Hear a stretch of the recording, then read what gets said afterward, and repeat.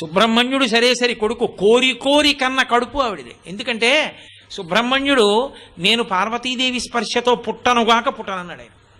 ఎందుకని? సనత్కుమారుడు ఆయన, మహాజ్ఞాని.